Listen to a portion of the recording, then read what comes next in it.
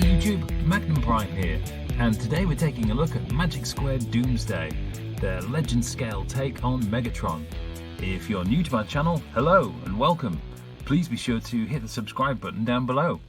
Okay, here we go. So in terms of accessories, there is an absolute slew of them, as is kind of typical with any Megatron figure, I feel. So I'm not going to show off each and every one of these here in this section, but what I will do is I will put kind of photo montage or whatever you call it at the end of the review, so you can kind of see them all. There just isn't the space, to be honest. They're all nicely done, really good, fun accessories. I think just really nice, really good. There's so many, in fact. It's quite cool. You get the Megatron gun that will fit with other Magic Square figures. I'll show that with Soundwave, so that's a nice touch. 3 extra faces. Probably my only bugbear is that the extra faces don't come with their own eyes. You have to take the painted eyes from the figure and pop them in there. I think that just feels a bit strange, a bit of a strange choice, but you can't really complain when you're getting this many things with a figure, to be honest. So overall, I'm going to give accessories 10 out of 10. So if we start with the head, it's on a hinge and a swivel.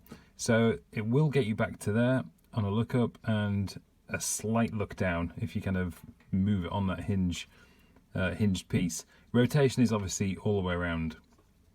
The shoulders are on a ball peg and will extend a little less than 90 out to the side. They'll obviously rotate all the way around, and you do get a kind of butterfly effect on that ball joint as well. Really not much though to kind of speak of. The arms have got a 90-degree elbow and a bicep swivel, and the wrists have got a rotation just due to the way that they actually plug in. So pretty good up top, actually. The waist has got a full swivel all the way around, and it's got a full ab crunch, so that's pretty good. Nothing backwards, but fully all the way forward. In terms of the legs, to do much with them, you kind of have to break the nappy a little bit, as it were. So this all opens up at the front on one piece, and there's a flap at the side there. And underneath, the upper thighs on a ball peg onto the pelvis there. And once you kind of open this up, you've got full extension all the way out the front, all the way out the back, and all the way out the side. So pretty good all around. You just have to break the look of this to kind of do stuff.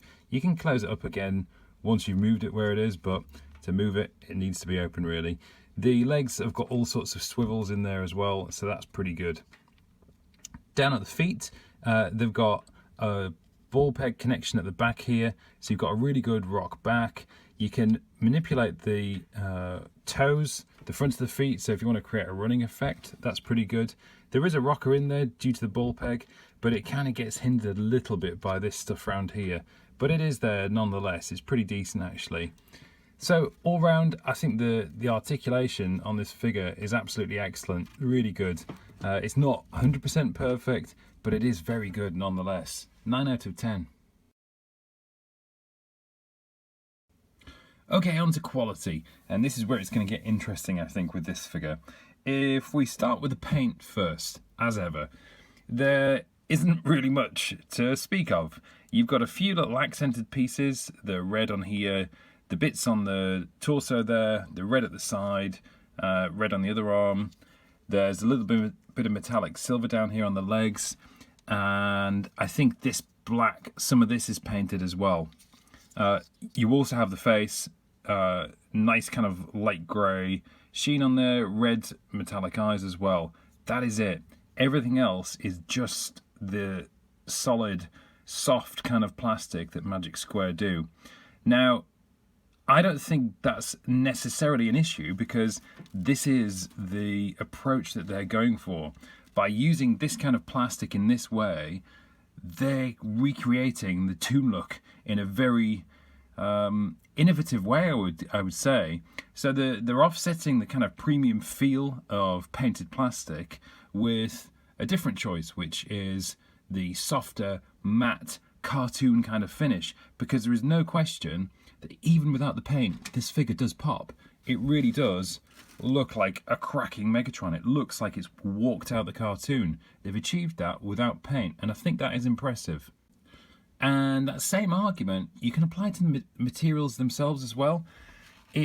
It's got the same soft feel to it as their other figures, but it also has a little bit of heft to it as well. It's soft yet thick plastic. It's a strange combination. It's there on the Soundwave, on Voice Ripple. It's here on this figure as well. Quality-wise, in terms of build, this has none of the floppy, wobbly legs that some of the other Magic Square offerings have. The arms are really well tensioned. They will hold. I don't know how this is going to hold up over time, but for now, this is all really well put together. In terms of cleanup, the cleanup is absolutely sensational on this. I mean, that is, to me, just incredible looking. From the front, from the side, he's got a good profile, but look at this round the back. None of the typical Megatron kibble that you expect from this figure, or this character I should say, when he's represented in toy format. None of that is present. The only thing that is there is there's a little tail, and that's a bit unfortunate. It's obviously the trigger, and that's where it goes, but he has got a little tail. If they'd have just closed it off a little bit with these, it would have been absolutely perfect around the back. But I think that's sensational cleanup for Megatron, to be honest. Overall, though, I mean, look, the quality of this figure is absolutely sensational. Despite the materials and the plastics used, they've pulled off something really cracking looking to me, at any rate. So 9 out of 10. Onto scale, a tricky subject in any size class of Transformer. And here he is next to the Magic Square, their own offering of Prime, the Light of Justice. And you can see straight away there is something wrong here, because frankly, it does indeed look like Megatron could crush Prime with his bare hands. I mean, he's just too big, he's too tall, he's too beefy, and this doesn't fit. I'm kind of a bit baffled as to why they would do this. It's their own offering of Prime. They should have scaled this with it. It would make sense. They haven't done that. So that, I think, is a drawback.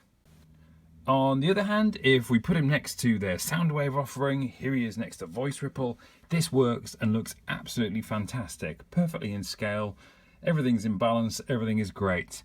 So there's quite a big negative with the Prime. I think that's a really big drawback for this figure, but they do claw it back a little bit here with Soundwave.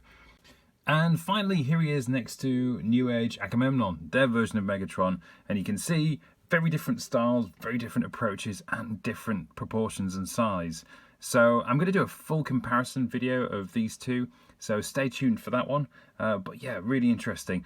What is really interesting for me is I've only just actually picked up the Magic Square Prime. This looks better. The Magic Square Prime looks better with the New Age Megatron to me.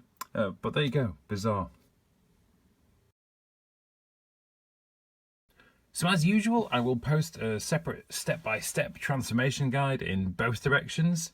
Okay, so let's talk about the transformation. They've gone for full-on masterpiece style complexity. Unfortunately, they have not backed it up with the materials and a couple of the design choices in terms of movements and tabbing things together. And for me, that just doesn't work. I'm all for a complex transformation, but if it's not backed up by the stuff, it's not fun. This is not a fun transformation. It's a ball ache, to be frank. A couple of examples. So I think most of the leg actually is not great. The way that they expand out into the stock pieces, you've got these tabs on the side, kind of, you know, panel kind of pieces that clip together, but they're not really supported by anything, so you're just left with lots of areas where potentially, you know, these could snap off. There are lots of instances of that kind of Magic Square thing of not having the right size notch for the tab to plug into. You've got weak kind of pieces of plastic here, with really stiff pin joints on the inside, potential for breakage. There's a flap down here that has no clearance whatsoever to do what it needs to do, and moving things past things and relying on the materials, I think it's just poor whenever you do it, even if it's got strong stuff to back it up. I think that's just it's poor design. So overall, I'm not impressed, to be honest. It's not a great transformation. It's not backed up by quality stuff, and it just makes it not fun overall. So 3 out of 10. Okay, onto alt mode, and overall this is good. It's a really good alt mode, particularly for a legend scale figure to pull off Megatron like this. I think is fantastic. The colours are great, the overall look is good. There are a couple of niggly points, but they are minor niggles for me personally, but I have to point them out. There's a little bit of gappiness due to, some of it's to do with the way the tabs work, to be honest. You could kind of squeeze stuff together a bit more and all of that kind of stuff. There's a bit of squareness around here that I don't think is truly in keeping, but minor kind of point. The biggest one for me is the feet down at the bottom here poking out. They've gone to so much effort everywhere else for the transformation. I find it odd that they would leave those at the bottom. So that for me is the biggest one. You also get the kind of extended barrel and the armature down here at the back to complete the look. And I mean, look, that is Megatron. It's pretty awesome, actually. It's really good. So 9 out of 10. So there we have it. Adding it all together, he gets a final score of 7.8 out of 10. And there are some real positives to this figure. He's got fantastic articulation, real posability. He's got good quality in terms of the look, the aesthetic, the cleanup, and the overall presence on the shelf. He's got a slew of accessories, so he's kind of fun straight out the bag. Where he's let down, I think, is in scale. He doesn't work with their own Optimus Prime, which doesn't make sense to me. It does work with a Soundwave, so there you go. The transformation, though, is absolutely terrible. It tries far too much for the materials that are in play. It's got a real mismatch between the complexity and the engineering. Things moving past each other is never acceptable, I feel, in my book. Others may think differently, but I think that's a no-no. And just some of the tabs and things like that don't work at all. Once you get to the alt mode, it looks fantastic, really good. So overall, I can recommend this figure, yes. But it's kind of like, just beware of what you're getting. It's this magic square plastic and materials in a very complex figure. If you just want a great looking Megatron to sit on your shelf, yes, he's good to go. He does that. So good stuff. Anyway, hope you've enjoyed the review. I've enjoyed making it. Please be sure to subscribe to my channel. Take care and bye for now.